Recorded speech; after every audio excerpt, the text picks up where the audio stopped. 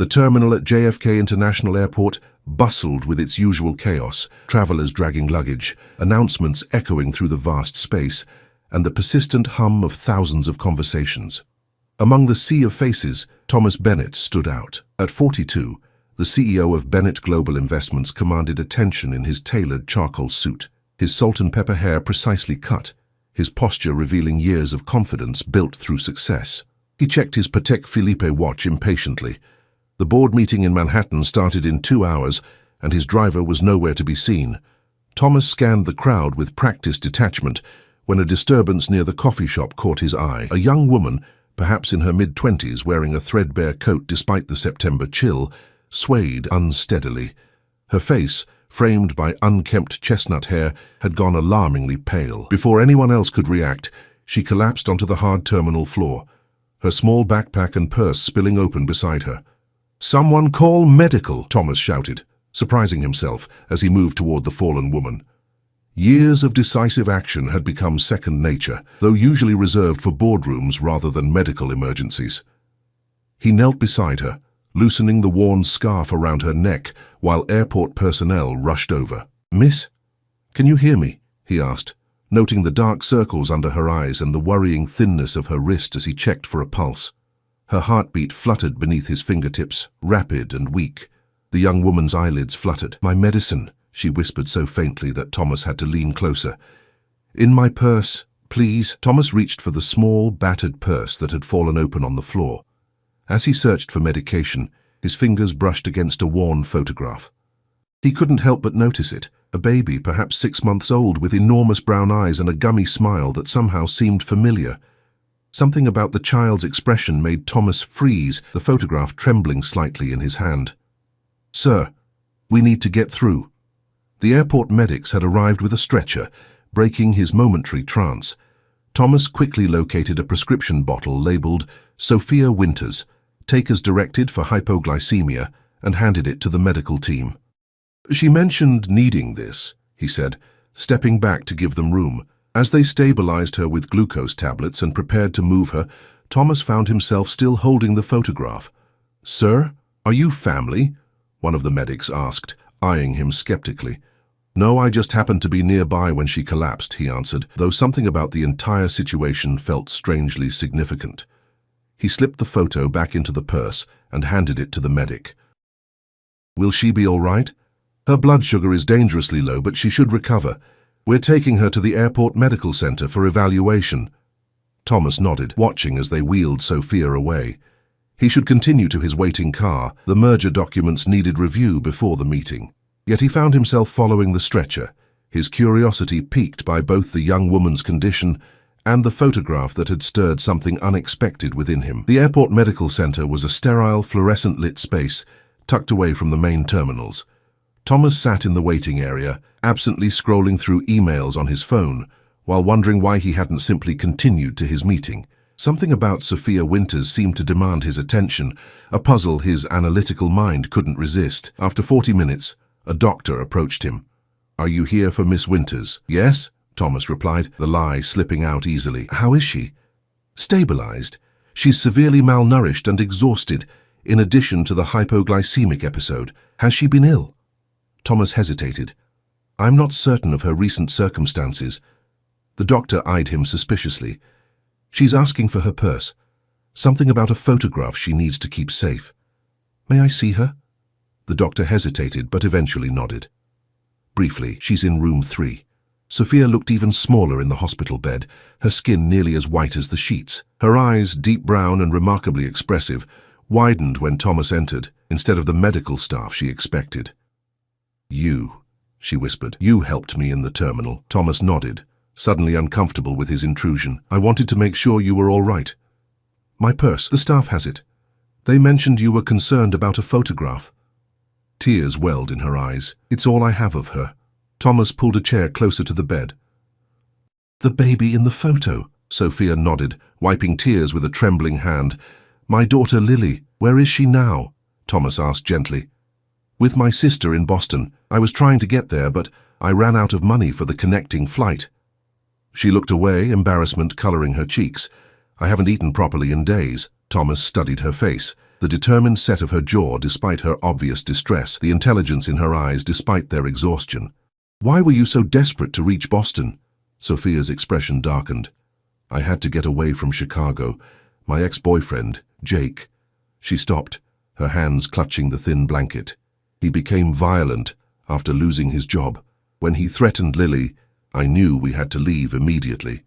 My sister wired enough money for Lily's ticket, but I could only afford as far as New York for myself." "So you sent your daughter ahead while you tried to follow," Thomas concluded, a surprising admiration growing for this young woman's courage. Sophia nodded, her eyes meeting his. "I need to get to her. She's only 8 months old, and she's never been away from me for more than a few hours." Fresh tears spilled down her cheeks. Thomas felt an unexpected tightness in his chest. His own daughter would have been 7 now, had she lived beyond her first day. The memory of holding her, so brief, so precious, had faded with time, buried beneath years of work and ambition that filled the void her loss had created.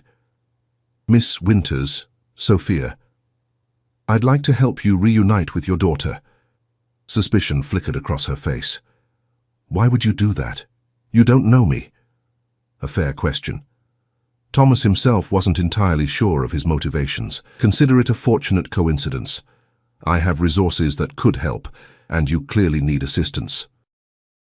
"I don't accept charity," she said firmly, despite her vulnerable position.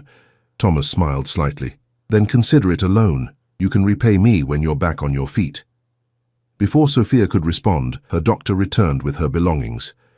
"Miss Winters, your blood sugar is stable, but I'd prefer to keep you under observation for a few more hours." "I can't stay," she insisted, struggling to sit up. "I need to get to Boston." The doctor frowned. "You're in no condition to travel." "What if she had proper supervision?" Thomas interjected. "I'm heading to Boston myself tomorrow morning. I could ensure she receives appropriate care and nutrition during the journey." Both the doctor and Sophia stared at him with surprise. Thomas had just cancelled a week of meetings in his mind, though his assistant would have a minor breakdown when informed. "Are you family?" the doctor asked skeptically. "An old family friend," Thomas lied smoothly, ignoring Sophia's widened eyes. "I'd take full responsibility for her well-being." The doctor hesitated, then sighed. "If you remain here under observation until morning, take your medication as prescribed, and have a proper meal, I would consider releasing you for travel tomorrow, but only with an escort." After the doctor left, Sophia turned to Thomas with bewilderment. "Why are you really doing this? What do you want from me?" Thomas considered the question carefully. The photograph of baby Lily had stirred something long dormant within him. A reminder of his own loss, perhaps, or simply the recognition of a child who needed protection. Whatever the reason, he felt compelled to help this determined young mother. "Let's just say I recognize courage when I see it," he replied finally. "And tomorrow, we'll get you to your daughter." Sophia studied his face intently, as if searching for deception. Finding none, she nodded slowly. "Thank you, Mr. Bennett." Thomas Bennett. She didn't recognize the name, which was refreshing. In his world of business and finance, the Bennett name opened doors and commanded respect or fear. To Sophia, he was simply a stranger, offering unexpected help at her most vulnerable moment. He wasn't yet sure why her situation had affected him so deeply, but Thomas Bennett trusted his instincts. They had built his fortune, after all, and right now they were telling him that helping Sophia Winters reunite with her daughter was more important than any business merger waiting in Manhattan. The photograph of baby Lily rested on the small table beside Sophia's bed, those familiar brown eyes seeming to watch him with an intensity that stirred questions he couldn't yet articulate, questions that would soon unravel secrets long buried and change both their lives forever. Thomas entered the hospital room the following morning, carrying a paper bag from a nearby cafe. Sophia sat on the edge of the bed, already dressed in her worn jeans and sweater, her chestnut hair pulled back in a simple ponytail. She looked marginally better after a night of proper care, though exhaustion still shadowed her eyes. "Breakfast," he announced, placing the bag beside her. "The doctor says you need to eat before he'll sign your release papers." Sophia eyed the bag cautiously. "You didn't have to do that." "Actually, I did. Doctor's orders." Thomas gestured toward the food. "Please eat. My driver is waiting to take us to the airport." As Sophia cautiously unwrapped a croissant sandwich, Thomas settled into the visitor's chair and checked his phone. 23 missed calls from his assistant, Vanessa, and a flurry of increasingly panicked texts about his absence from yesterday's crucial meeting. He had sent a brief message last night explaining he needed to handle a personal emergency, but that only prompted more questions. Thomas Bennett hadn't taken a personal day in over 7 years. "You're really going to Boston?" Sophia asked between careful bites, watching him curiously. "Don't you have important CEO things to do?" Thomas looked up, surprised. "How did you know I'm a CEO?" She gave a small, tired smile. "Your watch costs more than a year's rent on my apartment. Your suit is bespoke, and you give orders like someone used to being obeyed instantly." "Observant," Thomas noted, impressed despite himself. "Yes, I'm the CEO of Bennett Global Investments, and yes, I have cancelled some significant meetings to go to Boston." "Why?" The directness of her question caught him off guard. Thomas considered his answer carefully. The truth was, he wasn't entirely sure himself. The photograph of Sophia's daughter had stirred something profound within him, a connection he couldn't explain but couldn't ignore. "Sometimes we need to follow our instincts," he said finally, "even when they lead us away from our usual path." Sophia studied him while finishing her sandwich, as if trying to decode a particularly complex puzzle. "I still don't understand why you're helping me."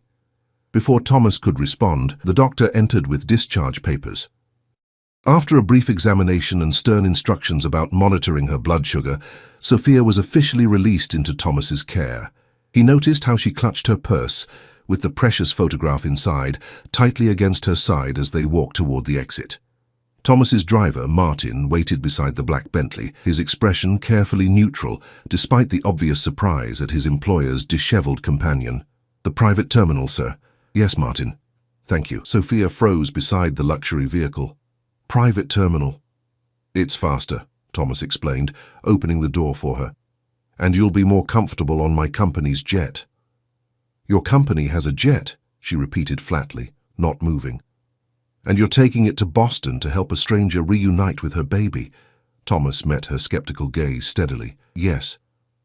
"That makes no sense." "Perhaps not, but it's happening nonetheless." He gestured toward the open door. "Sophia, I understand your caution.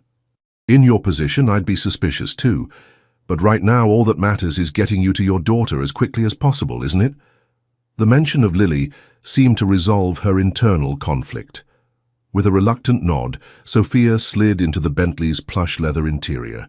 During the drive to the private aviation terminal, Thomas observed Sophia surreptitiously. Despite her circumstances, she carried herself with dignity.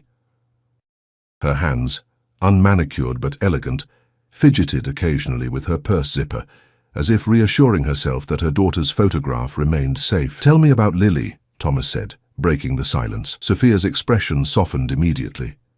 "She's incredible. So alert and curious about everything. She started crawling at 6 months. The pediatrician said that's early, and she has this laugh." She trailed off, tears threatening. "I've never been away from her this long." "You'll see her soon," Thomas assured her. "How long have you been on your own with her?" "Since she was born." "Her father?" Sophia hesitated. "He wasn't Lily's biological father. Jake came into our lives later. I thought he was good for us at first." Thomas raised an eyebrow, curious despite himself. "And Lily's biological father?" A shadow crossed Sophia's face. "Not in the picture. It's complicated." The car pulled into the private aviation area before Thomas could probe further. Within 20 minutes they were settled aboard the luxurious Bennett Global jet, Sophia looking distinctly uncomfortable amid the opulence. "The flight to Boston is short," Thomas said as the engines hummed to life. "Would you like something to drink?" The doctor emphasized staying hydrated. Sophia accepted a bottle of water, still clutching her purse. As the plane taxied toward the runway, she suddenly reached inside and withdrew the photograph of Lily. "Would you like to see her?" she asked, offering the photo to Thomas with surprising trust. Thomas accepted it carefully. The image was clearer in daylight, a chubby-cheeked baby with enormous dark eyes and a gummy smile, sitting in a second-hand high chair. Something about those eyes nagged at Thomas's memory. "She's beautiful," he said truthfully, returning the photo. You must be very proud. She's my whole world. Sophia tucked the photo away carefully. I never imagined being a single mother at 26, but the moment I saw her, nothing else mattered. I understand that feeling, Thomas said quietly, the words escaping before he could stop them. Sophia looked at him with surprise. You have children? The question hung in the air between them. Thomas rarely spoke of his personal life, especially the tragedy that had shaped it. Yet something about Sophia's direct gaze made dishonesty impossible. I had a daughter, he said finally. She lived for less than a day. Sophia's expression softened with genuine compassion. I'm so sorry. When did you lose her? 7 years ago. Thomas looked out the window as the plane climbed above the clouds. My wife, Catherine, developed complications during delivery. The doctors couldn't save either of them. That's terrible, Sophia whispered. Was she your only child? Thomas nodded, his jaw tight. We had tried for years. Catherine had several miscarriages before that pregnancy. When it reached the 3rd trimester, we thought we were finally safe, he smiled bitterly. We had the nursery ready, yellow walls with a hand-painted mural of trees. Catherine insisted we plant a cherry tree in the backyard to match the one in the mural. What did you name her? Sophia asked gently. Eleanor, after Catherine's grandmother. Thomas hadn't spoken his daughter's name aloud in years. We were going to call her Ellie. The confession left an unexpected silence between them. Thomas regretted the moment of vulnerability. He had built his life around control and emotional distance since losing his family. Yet Sophia didn't fill the silence with platitudes or awkward sympathy. She simply nodded, acknowledging his loss without diminishing it. Grief changes us, she said finally, reshapes us around the empty space. The insight surprised him. Yes, it does. The flight attendant interrupted to inform them they were beginning their descent into Boston. As the plane banked toward Logan International Airport, Sophia straightened in her seat, anticipation evident in every line of her body. My sister Anna lives in Brookline, she explained, her words quickening with excitement. She works as a nurse at Boston Children's Hospital. When Jake became violent, she was the only person I could trust. Does your sister know we're coming? Thomas asked. Sophia shook her head. I don't have a phone anymore. Jake smashed it during our last argument. I was planning to call from the airport in New York, but then she gestured vaguely at herself, referencing her collapse. We'll surprise her then, Thomas said, making a mental note to purchase a new phone for Sophia once they landed. The thought gave him pause. How far did he intend to involve himself in this young woman's situation? Getting her safely to Boston had seemed the extent of his responsibility, yet he found himself planning further assistance. As the plane touched down, Sophia's hands trembled slightly. I can't believe I'm almost there. Thank you, Mr. Bennett. I don't know how I'll ever repay you for this. Thomas, please, and seeing you reunited with your daughter will be payment enough. He meant it, somewhat to his own surprise. The sleek company car was waiting on the tarmac when they deplaned. As they drove toward Brookline, Thomas observed the increasing tension in Sophia's posture. Anticipation mingled with evident anxiety.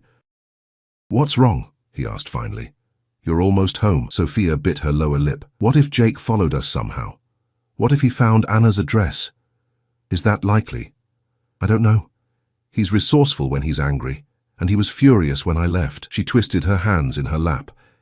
He kept saying Lily belonged to him, that I had no right to take her away. Thomas felt a protective anger rise within him. Lily is your daughter, not his property. I know, but... She broke off as they turned onto a tree-lined street of modest duplexes. This is it. Anna's place is the blue one, halfway down on the right. As they approached, Thomas noticed Sophia's breathing quicken. When Martin pulled to the curb outside the neat blue duplex, she was frozen in her seat, staring at the front door with a mixture of longing and apprehension.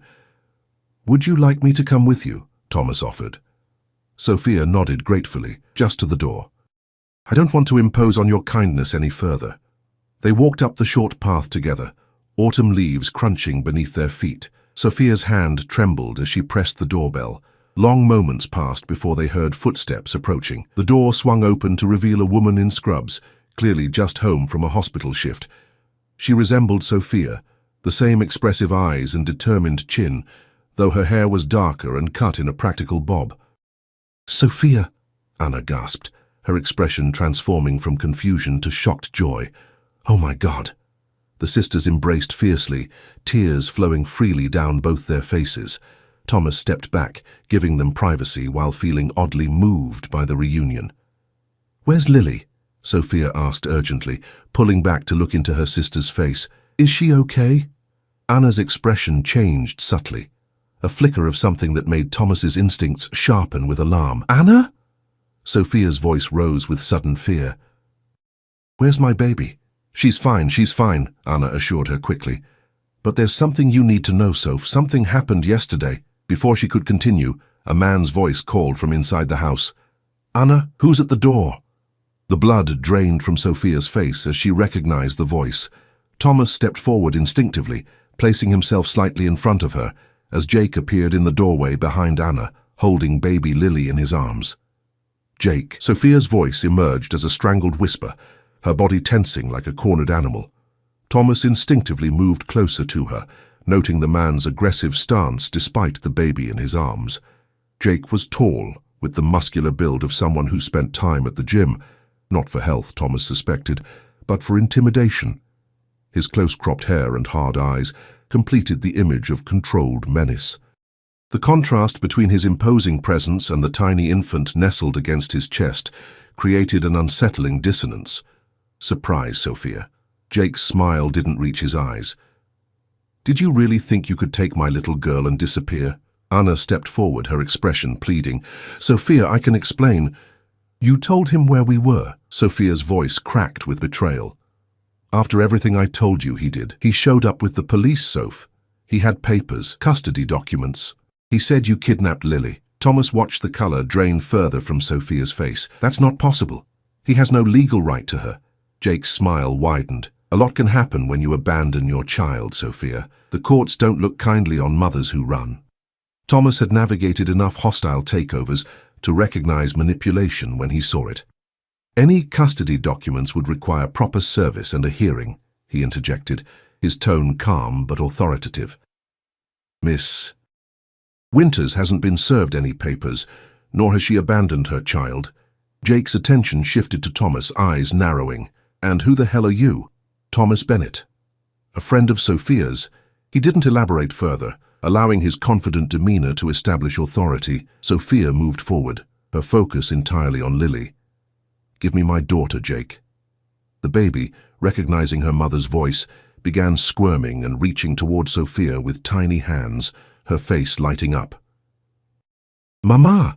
Lily's voice was clear and eager, contradicting Jake's abandonment narrative instantly. "Let's all calm down," Anna suggested, glancing nervously between them.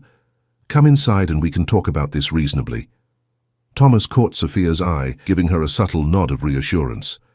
They followed Anna into a modest living room where toys were scattered across the floor, evidence of Lily's presence. Jake reluctantly surrendered the baby to Sophia, who clutched her daughter with desperate relief, tears streaming down her face. "My sweet girl," she whispered, pressing kisses to Lily's head. "Mama missed you so much."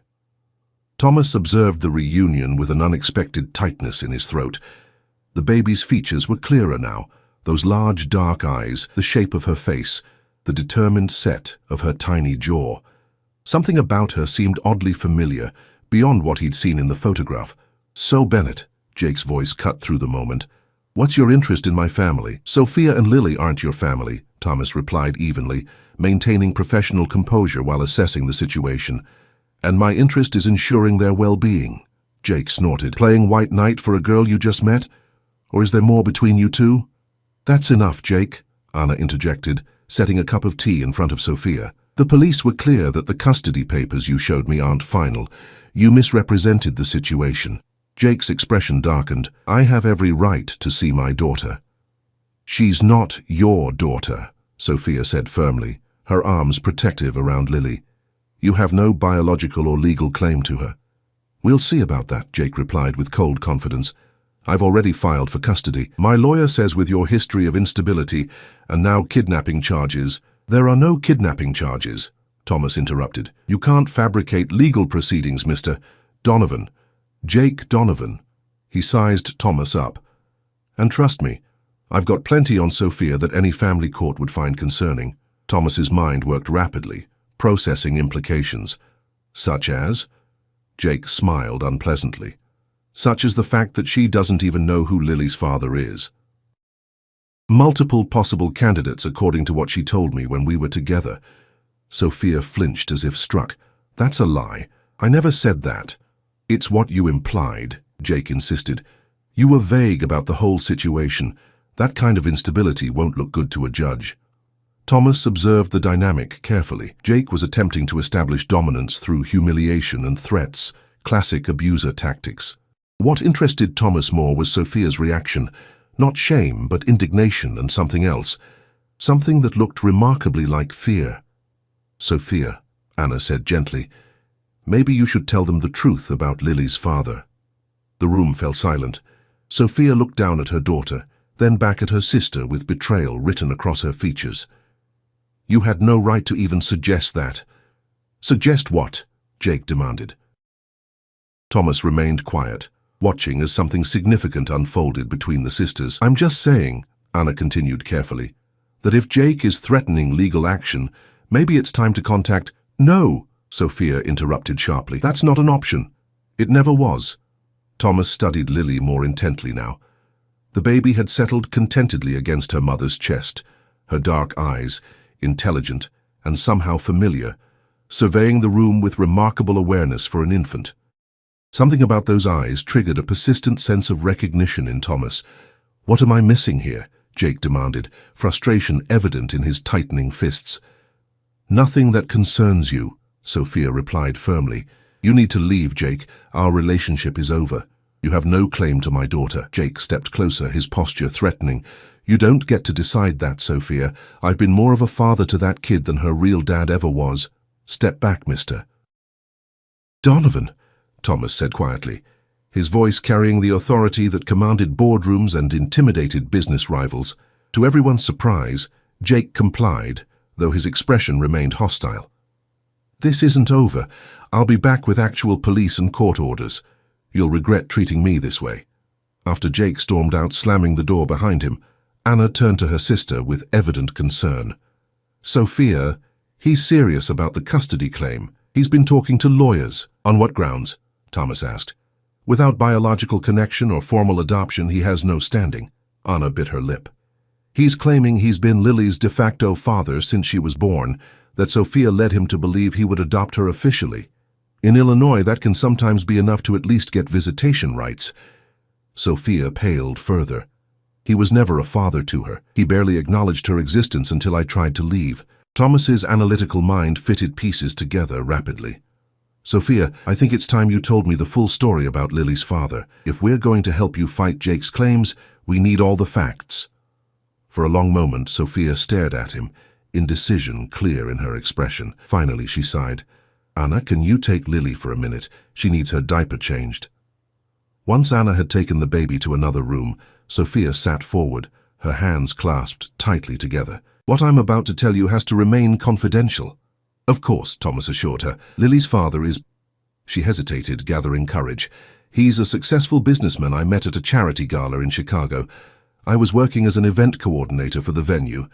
We had a brief relationship, just a few weeks.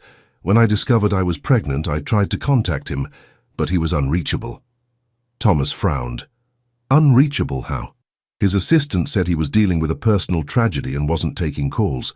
Later, I learned his wife had died in childbirth around that same time. Sophia looked directly at Thomas, her eyes intent. I couldn't intrude on his grief with my news. It seemed cruel.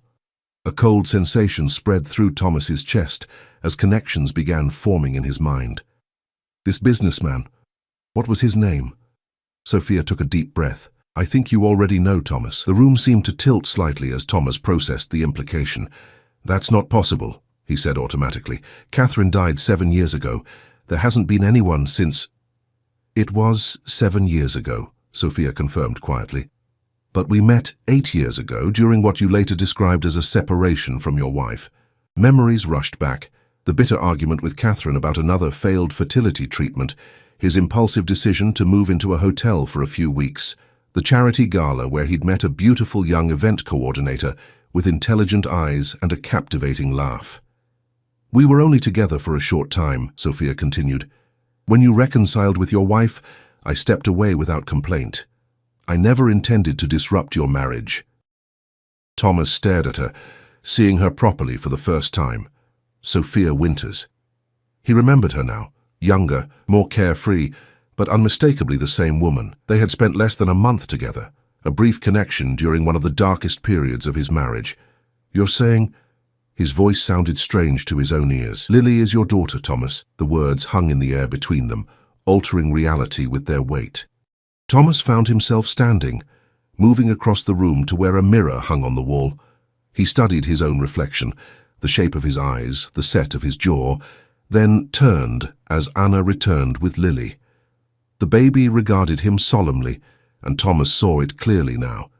The resemblance he'd been subconsciously recognizing since first seeing her photograph. Lily had his eyes, his mother's chin, the same serious expression he'd seen in childhood photos of himself. "Why didn't you tell me?" he asked, his voice barely audible. "I tried initially," Sophia explained, "but when I learned about your wife and baby dying, how could I intrude on that grief? Tell a man who'd just lost his child that I was carrying another he never knew about? It seemed unspeakably cruel." Thomas struggled to process the revelation. "So you raised her alone all this time?" Sophia nodded. "I managed until I met Jake. He seemed kind at first, stable. By the time I realized my mistake, we were living together and his true nature was emerging." "Does he know about me?" Thomas asked sharply. "No, I never told anyone except Anna who Lily's father really was." Thomas turned to Anna, who nodded confirmation. "I'm the only one who knew. Sophia was protecting both you and Lily." A heavy silence filled the room as Thomas absorbed the implications. He had a daughter, a living, breathing child carrying his bloodline. The daughter he thought he'd lost 7 years ago existed in a different form, with the same dark eyes that had haunted his dreams. "I need proof," he said finally, his businessman's caution asserting itself. "Of course," Sophia agreed immediately. "A paternity test, I have nothing to hide." Before Thomas could respond, a sharp knock rattled the front door. "Police! Open up!" Anna rushed to the window, peeking through the blinds. "It's Jake," she whispered urgently. "He's with 2 officers." Sophia clutched Lily tighter, panic evident in her expression. He was serious about the kidnapping claim. Thomas straightened his jacket, years of crisis management shifting him into decisive action. "Anna, take Sophia and Lily to another room. I'll handle this." As Sophia disappeared with her sister and the baby, Thomas opened the door to face Jake's triumphant expression and 2 skeptical-looking police officers. "That's him, officers," Jake announced. "The man helping Sophia hide my daughter." Thomas met the officer's gaze calmly, his voice steady and authoritative. "Gentlemen, I believe there's been a significant misunderstanding. My name is Thomas Bennett, CEO of Bennett Global Investments, and I have information that will completely change your understanding of this situation." The officers exchanged glances, clearly recognizing his name. What none of them yet realized was that Thomas Bennett had just discovered something worth more than his entire business empire, a daughter he never knew existed, and the fierce determination to protect her at any cost. "Mr. Bennett," the older officer said, recognition dawning in his eyes, "I wasn't aware you were involved in this situation." Thomas maintained his composed demeanor, acutely aware of Jake's growing discomfort beside the officers. "I'd be happy to explain everything, but perhaps we could speak privately."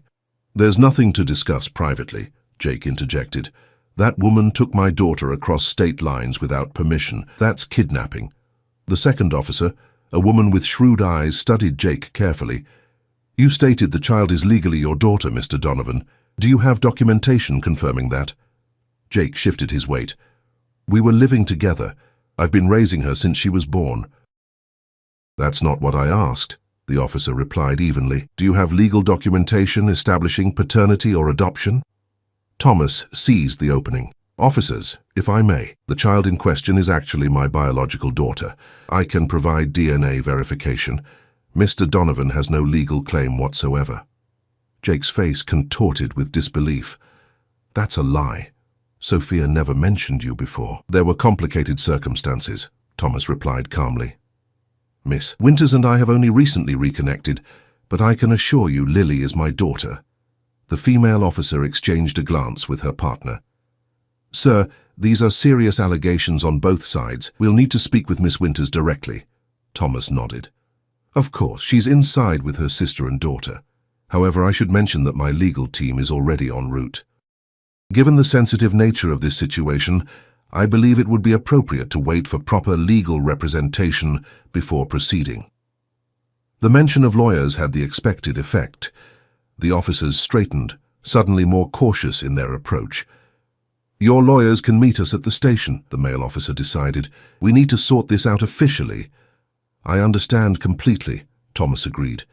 However, before we proceed, you should be aware that Mr. Donovan has a history of domestic violence, which prompted Miss Winters to flee Chicago with their daughter. She has documentation of hospital visits resulting from his abuse. Jake lunged forward. That's a damn lie. The female officer immediately stepped between them. Sir, control yourself or you'll be detained. Thomas maintained his composure. Officers, I propose a solution. I'll accompany Miss Winters to the station voluntarily, where we can address these matters properly. In the meantime, perhaps you could run a background check on Mr. Donovan. I believe you'll find previous domestic disturbance calls at his Chicago address. The officers conferred quietly before the male officer nodded. We'll need everyone to come to the station to sort this out.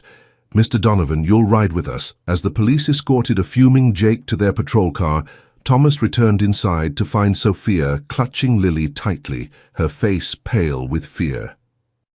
They want us at the station, he explained gently. But don't worry, I've called my attorneys. They'll meet us there. You called lawyers? Anna asked, surprised. The moment I heard the police at the door, Thomas confirmed. Bennett Global has an excellent legal team on retainer. They're arranging for a family court specialist to join them. Sophia stared at him, tears welling in her eyes. Why are you doing all this? You just found out about Lily. You could have walked away. Thomas considered the question seriously. The revelation about Lily had shaken him to his core, yet his response felt instinctive rather than calculated. She's my daughter, he said simply, and regardless of how I discovered her existence, I won't allow anyone to threaten her well-being. An hour later, they sat in a conference room at the police station, Lily contentedly playing with a set of keys Anna had given her. Thomas's legal team, 3 impeccably dressed attorneys, had arrived with remarkable efficiency and were now speaking with the officers in another room. Jake had been separated from them, much to everyone's relief. What happens now? Sophia asked, bouncing Lily gently on her knee. My attorneys will establish the facts, Thomas explained. Jake has no legal claim to Lily, and the police will soon confirm there are no legitimate kidnapping charges. Once they verify your accounts of his violent behavior, any custody petition he's filed will be effectively nullified. Anna squeezed her sister's shoulder supportively. They took your statement about the hospital visits. That evidence won't disappear just because Jake wants it to. Sophia nodded, though anxiety still lined her face. And after that? What then, Thomas? The question hung between them, the unspoken complexity of their situation. A powerful CEO discovering a child he never knew existed. A single mother who had kept that secret for valid but consequential reasons. Before Thomas could respond, the door opened, and his lead attorney entered. Mr. Bennett, we've resolved the immediate issues, she reported efficiently. The officers have confirmed there are no valid kidnapping charges, and they've located records of 3 domestic disturbance calls to Mr. Donovan's residence in Chicago within the past year. He's being detained temporarily while they investigate an outstanding warrant from Illinois regarding an assault charge. Relief washed over Sophia's features. So, we're free to go? Yes, though we'll need to address the custody situation formally. The attorney glanced at Thomas. Given the circumstances, we should file for paternity confirmation and establish Mr. Bennett's parental rights as soon as possible. Thomas nodded. Arrange it immediately. After the attorney departed, an awkward silence filled the room. Lily broke it by offering Thomas her toy keys with a solemn expression, her dark eyes, so like his own, studying him intently. Thank you, he said gravely, accepting the plastic keys as the significant gesture it was. Lily smiled, revealing 4 tiny teeth, then turned back to her mother for approval. She likes you, Sophia observed quietly. She's extraordinary, Thomas replied, watching his daughter with wonder. You've done an amazing job raising her, Sophia. Hours later, After all the necessary statements had been given and temporary arrangements made, they returned to Anna's duplex. Thomas's attorneys had moved with remarkable efficiency, securing emergency orders preventing Jake from approaching Sophia or Lily and initiating the paternity confirmation process. As Anna prepared dinner, Thomas found himself sitting with Sophia on the small back porch, watching the sunset paint the autumn trees in gold and crimson. Lily had finally succumbed to the day's excitement and was napping in a portable crib inside. "I keep thinking about coincidences," Sophia said, breaking the contemplative silence. "What are the odds that you would be at that exact airport terminal when I collapsed?" Thomas shook his head slightly. "Astronomical. And yet, here we are." "Do you believe in fate?" she asked. "I've always considered myself too practical for such notions," Thomas admitted, "but seeing Lily, recognizing something in her before I even knew—" He trailed off, emotion tightening his throat unexpectedly. Sophia turned to face him fully. "Thomas, I need to ask you something important. What do you want going forward? With Lily, I mean." The question deserved careful consideration. Thomas had built his life around his company after losing Catherine and their baby. The emptiness had been filled with acquisitions, expansions, and the relentless pursuit of success. Now, suddenly, priorities he had buried resurfaced with undeniable clarity. "I want to be her father," he said finally. "Not just legally or financially, but truly present in her life, if you'll allow it." Sophia studied him carefully. "And how would that work exactly? Your life is in New York. Ours is, well, was in Chicago." "Details can be arranged," Thomas replied, his mind already formulating possibilities.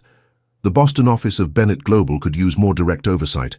I could establish a base here." Sophia's eyebrows rose. "You'd relocate your life for a child you just discovered?" "For my daughter, yes." The certainty in his voice surprised even him. They lapsed into silence again, watching the last rays of sunlight fade from the sky. Tomorrow would bring complications, legalities, and difficult conversations. For now, however, they shared this moment of quiet understanding. 3 months later, Thomas stood in the spacious kitchen of his newly purchased Brookline home, attempting to decipher the instructions for assembling a high chair. Lily watched from her playpen, occasionally offering commentary in her developing language of babbles and half-words. "I appreciate the input," Thomas told her seriously, "but I'm not sure Babada translates to 'the blue peg goes in slot A.'" Lily responded with a delighted giggle that never failed to warm his heart. The paternity test had confirmed what they already knew. Thomas was unquestionably Lily's biological father. The legal process of establishing his parental rights had been expedited thanks to his resources and Sophia's full cooperation. Jake remained in Chicago, facing charges related to the assault warrant, and legally barred from approaching Sophia or Lily. The front door opened, and Sophia entered carrying grocery bags. "Success?" she asked, eyeing the partially assembled high chair skeptically. "We're making progress," Thomas insisted, though the scattered parts suggested otherwise. "Slowly." Sophia smiled, setting down the groceries. "The man who orchestrated the merger of TechCore and Visionary Enterprises, defeated by baby furniture. Different skill sets," Thomas defended, returning her smile. Their relationship had evolved cautiously over the past months. Thomas had purchased this house, a comfortable colonial with a large backyard featuring a newly planted cherry tree, to be near Lily while respecting Sophia's independence. The guest house on the property provided Sophia and Lily their own space while allowing Thomas regular involvement in his daughter's life. Anna, who had initially been skeptical of the arrangement, had gradually warmed to Thomas as she witnessed his genuine commitment to Lily's well-being. She had even accepted a position at Massachusetts General Hospital, facilitated through Thomas's connections, allowing her to advance her nursing career while remaining close to her sister and niece. The Bennett Foundation Board approved the new childcare initiative, Thomas mentioned, abandoning the high chair temporarily. "We'll be funding early childhood education centers in underserved communities across 5 states initially." Sophia looked up from unpacking groceries. "That's wonderful. Your perspective has changed so much." It was true. Discovering Lily had transformed Thomas's priorities dramatically. While he remained involved with Bennett Global as chairman, he had delegated day-to-day operations to focus on restructuring the company's charitable foundation. His personal experience had illuminated the challenges facing single parents, inspiring a new direction for his philanthropic efforts. "I've been thinking," Sophia said, her tone careful, "about returning to school." To finish my business degree. Thomas nodded encouragingly. The foundation could use someone with your insight and experience. Once you've completed your education, of course. Their arrangement wasn't conventional, but it worked. Thomas was fully involved in Lily's life without pressuring Sophia for more than she was ready to give. They were co-parents first, with friendship developing naturally alongside their shared devotion to their daughter. Later that evening, as Thomas read Lily her bedtime story, a nightly ritual he treasured, Sophia watched from the doorway. Lily's eyelids grew heavy as her father's deep voice recounted the adventures of a brave little bear finding his way home. "She's asleep," Sophia whispered, as Thomas carefully placed the book aside. He nodded, gently extracting himself from Lily's grip. They stood together for a moment, watching their daughter's peaceful slumber. "I never thought I'd have this," Thomas admitted quietly as they moved into the hallway. "After losing Catherine and our baby, I convinced myself that part of my life was over." Sophia touched his arm lightly. "Life has a way of surprising us when we least expect it." Thomas covered her hand with his own. "Indeed it does." Outside, snow had begun to fall, covering the cherry tree in the backyard with a gentle white blanket. Come spring, it would bloom for the first time, a symbol of new beginnings, just as the photograph of a baby girl with familiar dark eyes had been the catalyst for an unexpected journey that had brought them all home. In the nursery, Lily slept peacefully, unaware of the remarkable circumstances that had reunited her parents. One day, they would tell her the full story of chance encounters, collapsed airports, and the power of a single photograph to change everything. For now, however, she was simply a beloved child, secure in the knowledge that she was wanted, protected, and cherished by both her mother and the father who had found her against all odds. Thomas Bennett, once defined by loss and ambition, had discovered a different kind of wealth in the small family that fate had unexpectedly restored to him. As he stood beside Sophia, watching the snow transform their world into something new and beautiful, he recognized that some fortunes couldn't be measured in market shares or acquisitions, only in moments like this, where the future stretched before them, full of possibilities none of them could have imagined just a few months ago.